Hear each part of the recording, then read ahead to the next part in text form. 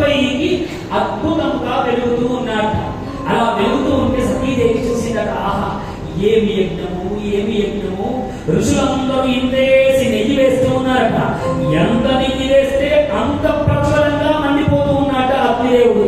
అందుకని శాస్త్రం ఏం చెప్పిందండి, దేవతల ఆహారం ఏమిటి, దేవానాం ఆజ్యమాహారం, దేవతలకు ఆహారము నెయ్యే ఆహారం.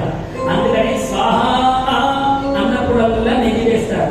మనం స్వాహకారం చేసేటప్పుడు చేతిలో ఉన్న నవధాన్యములు వేయకపోయినా పర్వాలేదు, కానీ నెయ్యి వేయకపోతే దేవుడు ఉపవాసం ఉంటాడు. అందుకని హోమం చేసేటప్పుడు అమ్మ నవధాన్యాలు మీరు వేయండి, నెయ్యి మాత్రం అయ్యగారు వేస్తారు అంటారు. ఎందుకంటే మీకు వెయ్యరాక కాదు, చిత్తము కుదురుతుందో కుదరదో, స్వాహ అన్నప్పుడు వేస్తారు వెయ్యరు. మీరు గణపతి మంత్రం చదివి ఓం నిశశీద గణపతే గణేశ అని స్వాహాపానం గణపతికి చెప్పినప్పుడు నెయ్యి కనుక వెయ్యలేదనుకోండి, ఆ అగ్ని రూపంలో గణపతి నోరు తెచ్చుకొని ఉంటాడు. ఎప్పుడెప్పుడు నువ్వు నెయ్యి వేస్తావా అని. నీవు స్వాహ అని అన్నప్పుడు నెయ్యి వేయకపోతే గణపతి నోట్లో నెయ్యి వేయకపోతే గణపతి పాపం చిన్నపోతాడు.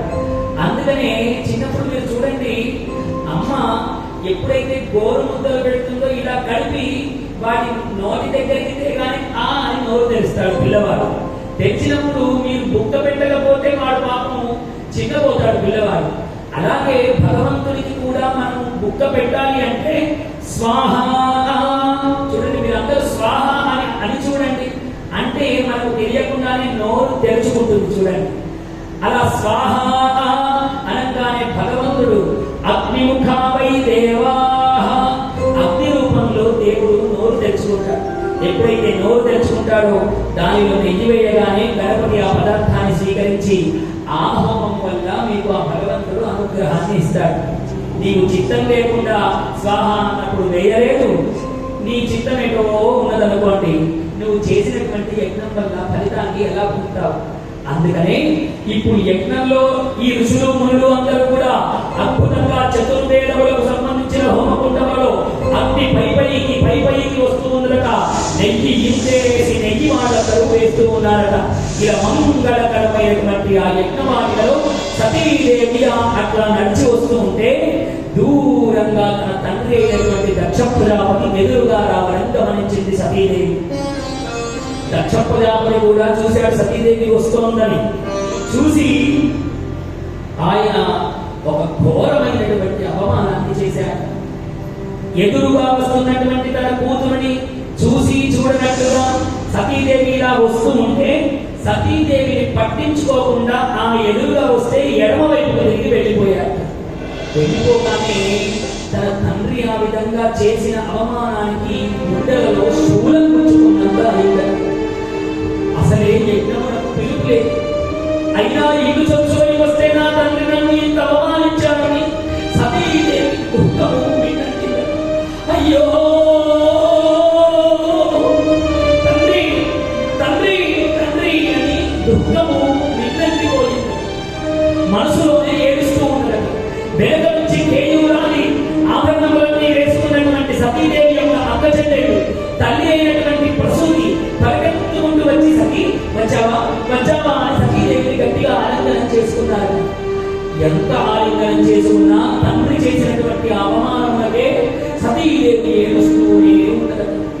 నా తండ్రి చేసినటువంటి చూసి కూడా చూడనట్టు వెళ్ళిపోయాడు అని ఏడుస్తూనే ఉండదు. నిజంగా ఏ ఆడపడుచైనా భర్త రోజు కొట్టినా భరిస్తుంది, కానీ పుట్టింట్లో జరిగే అవమానమును భరించలేదు. పుట్టింట్లో చిన్న మాట అయినా పడినా ఆ ఆడపడుచు దాన్ని భరించలేదు. అందుకని సతీదేవి యొక్క గుండెలో శూలం చూచినంత పనైంది. ఈ తల్లి వీళ్ళందరూ అంతఃపురాన్ని తీసుకువెళ్ళి సతీ వచ్చావే, ఇది పెళ్ళైనప్పటి నుండి ఒక్కరోజు కూడా రాలేదు, పెళ్ళైన నాటి నుండి ఇదిగో ఈ రోజే వచ్చావు కాబట్టి ఈ పట్టు పనికి నీళ్ళన్నీ నువ్వే తీసుకో, ఇగో ఇవన్నీ మీ నాన్నగారే నీ కోసం చేయించారే, ఇదిగో ఈ 3 వారాలు ఈ అద్భుతంగా ఈ 7 వారాలు ఇవన్నీ తీసుకోవే సతీ అని అనేకమైన ఆభరణాలు పరికిణీలు అనేక వస్త్రాలు అన్ని సతీదేవి ముందు పరిచారట. మరిచినా ఏమిచ్చినా అవన్నీ ఏమి సంతోషాన్ని ఇవ్వలేదు. సతీదేవి ఏడుస్తూనే ఉంది. మనసులో అనుకుంటున్నదట, అయ్యో నాథా,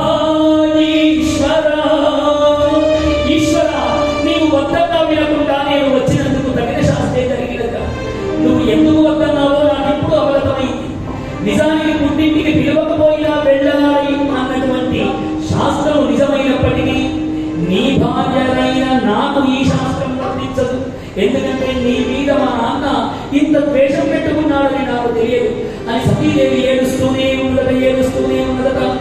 మరో ఘోర విషయము గమనించే. ఇలా చూస్తూ ఉంటే అక్కడ ఇంకొక ఘోరమైనటువంటి విషయాన్ని గమనించిందట సతీదేవి. ఏం గమనించిందండి? చుట్టూ చూస్తూ ఉన్నది. యజ్ఞ